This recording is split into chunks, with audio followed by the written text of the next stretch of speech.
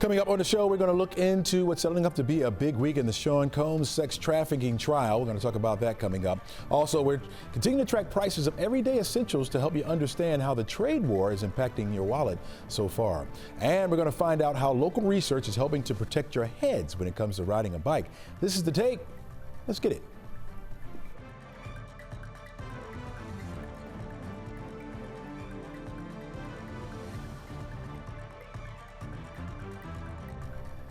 Hello, I'm Chesley McNeil, and this is The Take, where we go above and beyond the headlines and we look at the why and the how stories are impacting you and your community. We invite the experts in to give their take and expertise on the top stories, and we try to have just a little bit of fun as well.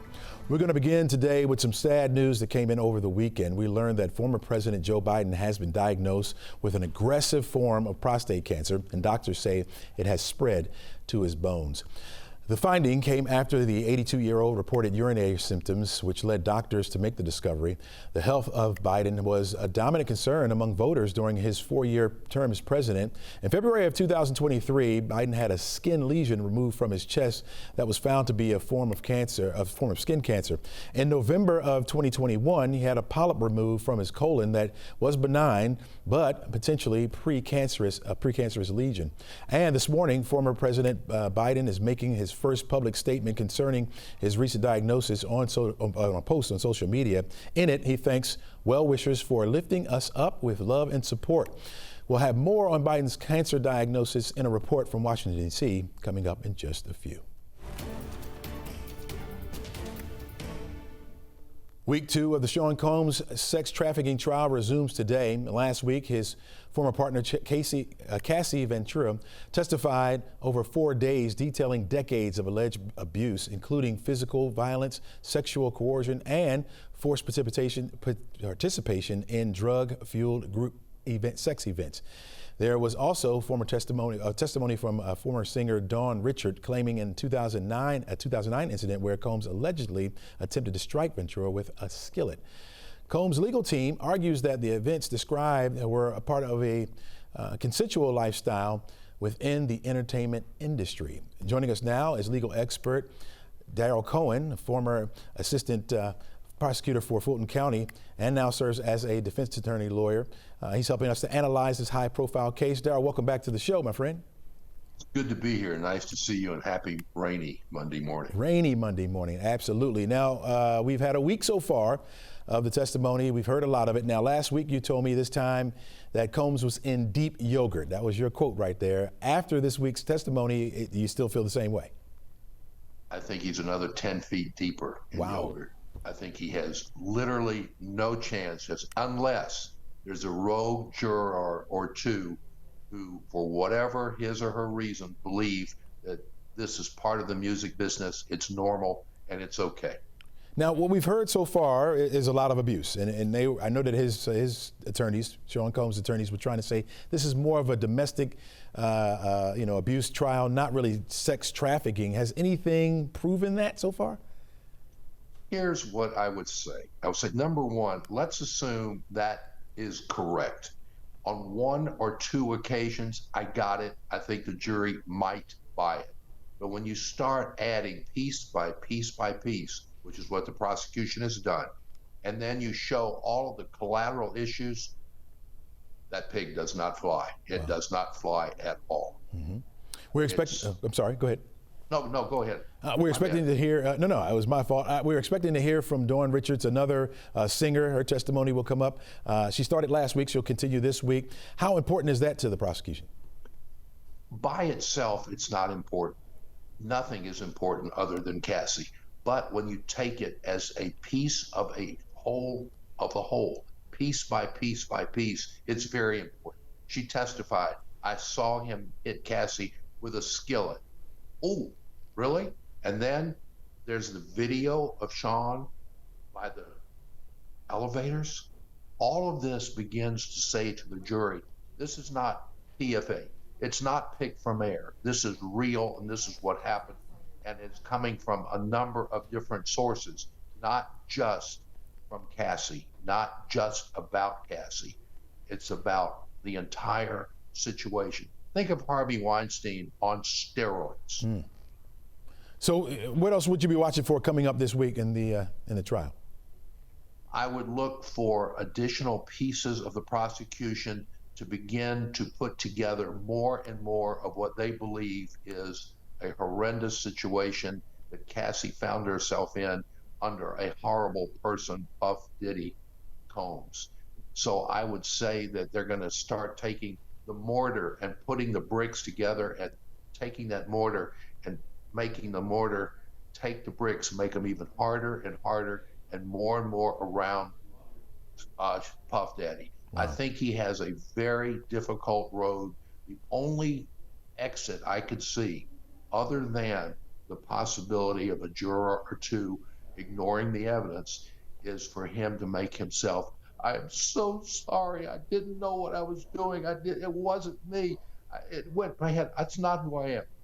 If they don't make him a gentle person, he is in the deepest yogurt I can imagine. Wow. As I used to tell my kids.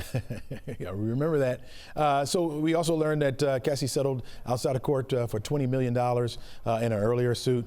How much of that will have an influence on the trial? It's hard to say. There would be a juror or two who would say, you know what, 20 million? I don't even think about making that in my lifetime and my whole family. That's enough. She was there consensually. She did what she wanted to do. She stayed there. No big deal.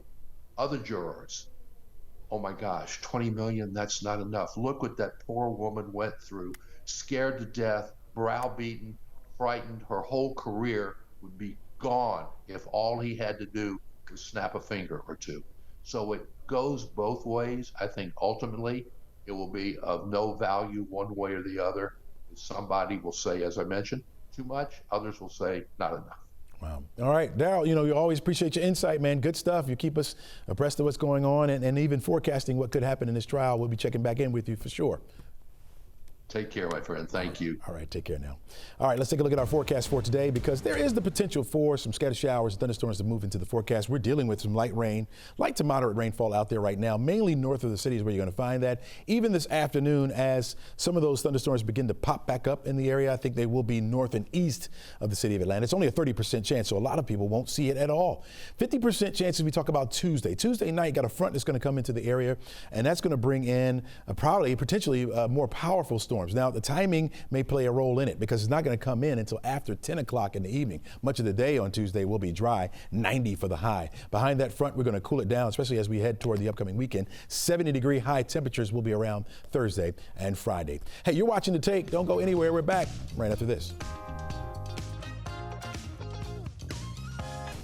All right, back to our top story this morning. We've been talking about the cancer diagnosis of former President Joe Biden. Joining us now is NBC Washington correspondent Alice Barr, who's been covering politics for years now. And Alice, we saw a statement from the former president this morning, but we've also been seeing some bipartisan support pouring in as well. Does the diagnosis appear to be softening political tensions in Washington right now? What do you think?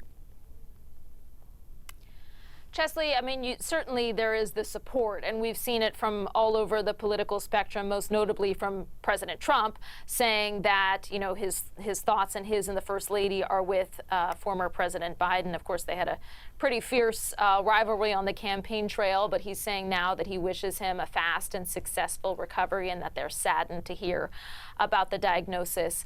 And that's been, the same cue certainly from Democrats, but also a number of Republicans that have been posting and commenting about this.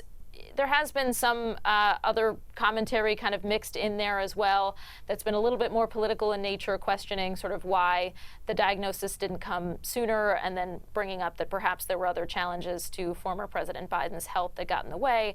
So while certainly it's all a message of goodwill, there still, if you look closely enough, have been some political kind of tinctures to a lot of the comments that have been coming in. All right, given the president's deep personal commitment to cancer research following the death of his son, Beau, to brain cancer, how might this diagnosis influence ongoing efforts around his Cancer Moonshot initiative? Right. So that's something that was launched under the Obama presidency, and that at that time Vice President Biden spearheaded during that term, and then it was dropped during the first Trump presidency. Former President Biden brought it back when he was president, when he was in office there.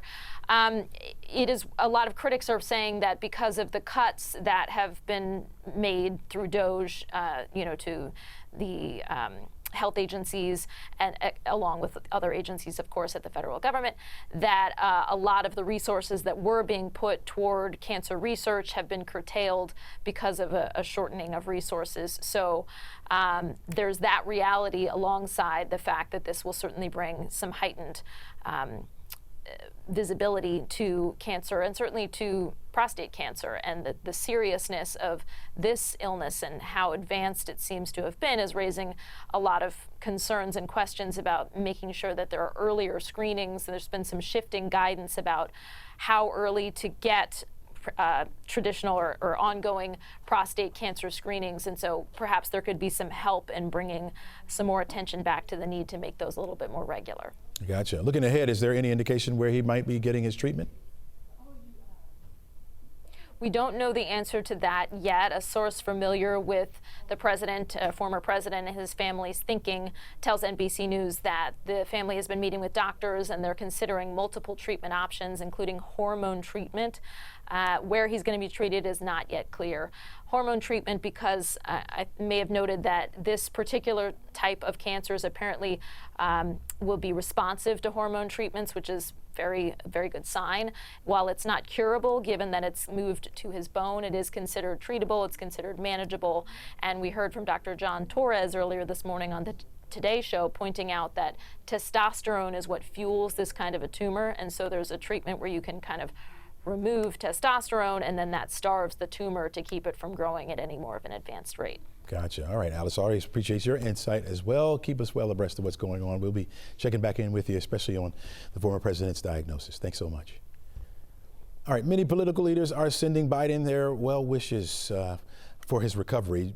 Georgia Governor Brian Kemp saying all Georgians send sincere wishes to former President Biden for successful treatments. He goes on to say that the Biden family will remain in their thoughts and prayers. Republican Congresswoman Marjorie Taylor Greene posted on her social media well wishes and prayers for the former president, stating that her father passed away from the disease in 2021. Medical experts are also weighing in. In an 82-year-old patient, what you're really trying to do is control the cancer, prevent the cancer from spreading more widely, spreading to organs like the liver or the lungs, and trying to control it for as long as you can. But the fact that we're told that this is metastatic now, the 5-year survival rate on average is about 33%. So there are some people that do well and some people that don't do well. The American Cancer Society estimates that 1 in 8 men will be diagnosed with prostate cancer during their lifetime. All right, are the tariffs actually leading to higher prices in the stores? It's a question that 11Alive News investigators Rebecca Lindstrom and Liza Lucas have been tackling for weeks now. Liza Lucas joins us now, and you've been in the stores. You've been watching the fallout from these trade talks. How's it looking so far, Liza? Well, good morning, Chesley. Yes, we have been monitoring around 100 everyday items, and importantly, we started before the tariff changes kicked in. We all know that there has been a ton of back and forth since then with various deals and pauses, but want to tell you this morning, our recent check-in shows some prices are creeping up. In fact, about 16% of the items we've got our eyes on now cost more. Now, some are also out of stock, and that has been raising supply chain questions. All right, Liza, so you give us some perspective here. What kind of price increases are we talking about? Totally varies, Chesley, totally varies. In some cases, it's just a few cents, but one viewer sent in her receipt to us noting her favorite coffee brand jumped $3 in price. A bookcase we're watching, it's up $20. And one of the televisions that we've been tracking, one specific brand, shot up $100. Now, we all know this is super nuanced. A lot of factors play into this. Some companies are better able to absorb tariff changes, or maybe they had stock before tariffs took effect, so they're not feeling that impact yet, and so consumers aren't feeling that impact yet. Or Alternately, you may not be seeing a price hike, but you may be seeing some empty shelves in places. Now here's Tom Smith from Emory explaining why.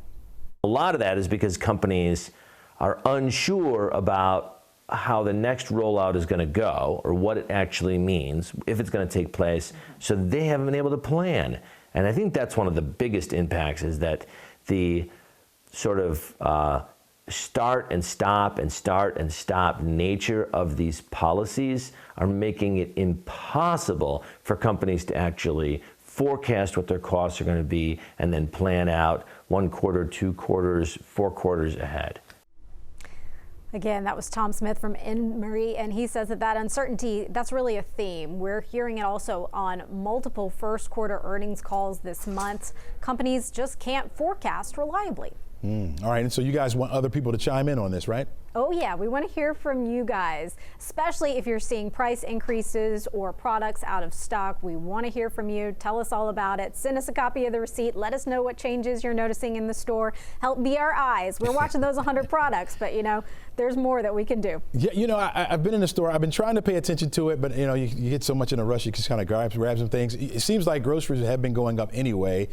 Is there anything we need to be looking out for in particular? You mentioned empty shelves. Is there one thing that's going to go faster than others, do you think?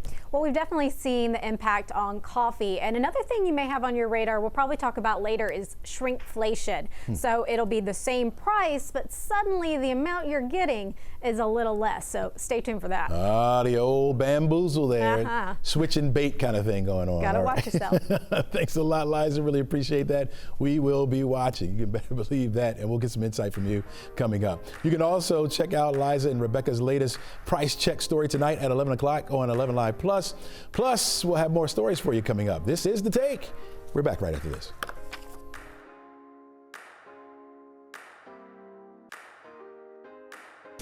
All right, welcome back to the show. It is May, and May is National Bike Month. And while many people are gearing up to pedal outdoors, one Georgia Tech professor is focused on something just as important: the helmet on your head, folks. Here to talk more about it is Jude Reedy, the Deputy Director for Innovative Initiative for Georgia Tech's Institute for Materials. And Professor Reedy, welcome to the show. Thanks so much for having me, Chesley. All right. A lot of people hitting the roads with bicycles, and riders feeling the need to put on a helmet. How seriously do you think riders should be putting on a helmet to protect their heads? Yeah, they're hitting the road literally and figuratively if they fall off that bike. Yeah, you only get one head, as my mama used to say, and it serves right to protect it.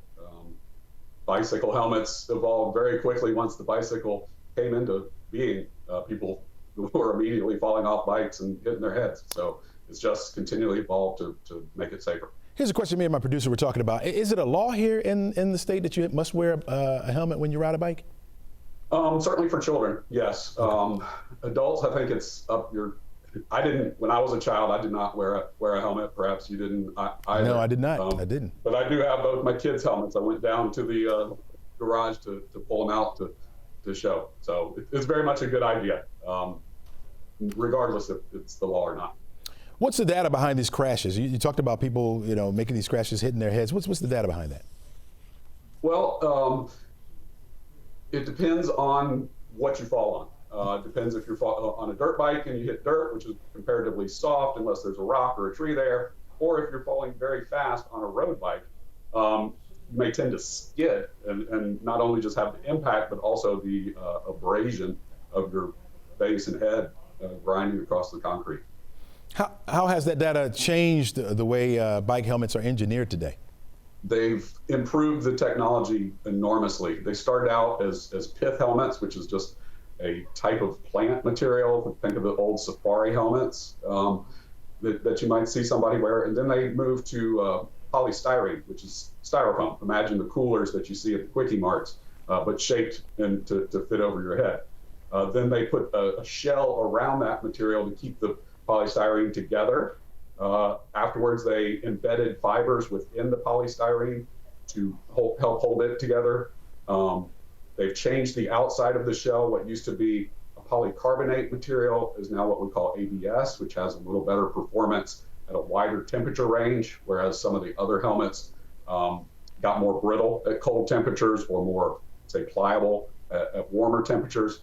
It's always been a problem the ventilation. That's why people don't wear the helmets, is they're hot. They get hot. So putting holes in it, like you see on my son's helmet. However, these create the challenge that as it's skidding across the ground, it can grab a hold of something and quickly jerk it, and that'll hurt your head. As opposed to my other kid's helmet, which is more smooth, a skateboard style. Now this has fewer holes in it, so it's a little bit hotter. So there's always there's trade-offs, and there's innovation continuing today. You showed us two different styles right there. Is there one better for children opposed to adults? What should we be looking for? I would get one that the kid will wear. They're all going to meet the various requirements that are set out there. Some will be lighter weight. Their kids are going to go for the aesthetics of it. In any event, bicycle helmets are single fall only. Once you wreck in it once, throw it away. Go get a new one, because that polystyrene, that styrofoam, has cracked, and it can no longer absorb the energy. Imagine a cooler from that Quickie Mart. Once it breaks, doesn't work good as a cooler anymore. No more than your helmet works good as a helmet anymore. Yep. And last question for you. Technology seems to be changing on us all the time. Will something in the future come out with sensors on it, or will AI be a part of this or something like that? What do you think? There's some very cool stuff coming out. So the foam itself changes its properties based on the rate at which the impact occurs, so it can thicken or thin. Others are inflatable helmets that either just ride around your neck and then have a sensor that recognizes that you're in the process of falling and poof, inflates around like an airbag. Others are just inflatable to begin with, which is nice because it's very light, and it provides the impact protection. But again, that scuffing crashes, they don't survive particularly well there. Lights, reflectors, mirrors, other sorts of things like that. Gotcha. Professor Judd Reedy, appreciate you joining us, and appreciate you for the insight that you brought to us. I need to go get me one of those helmets as well. I'm still riding a bike without a helmet. Can you believe that? Yeah. My wife makes me wear one too, so don't feel bad. Thank you, Chesley. It's been great to be here. All right, thanks a lot. Back with my final take after this. You're watching The Take. We're back right after this.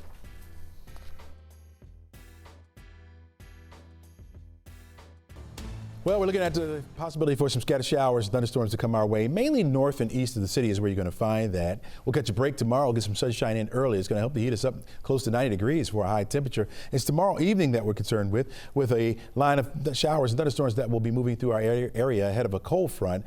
That could bring some heavy rain, frequent lightning, also some gusty winds, and maybe some hail as well. The timing for that comes in after 10 o'clock. It'll be through the overnight that we receive that. Behind it, we'll start to cool down and clear out as well. We'll get the sunshine in here for your Thursday and Friday, and it looks like it's going to be a nice Memorial Day weekend as well, with only a 20% chance for showers on Sunday.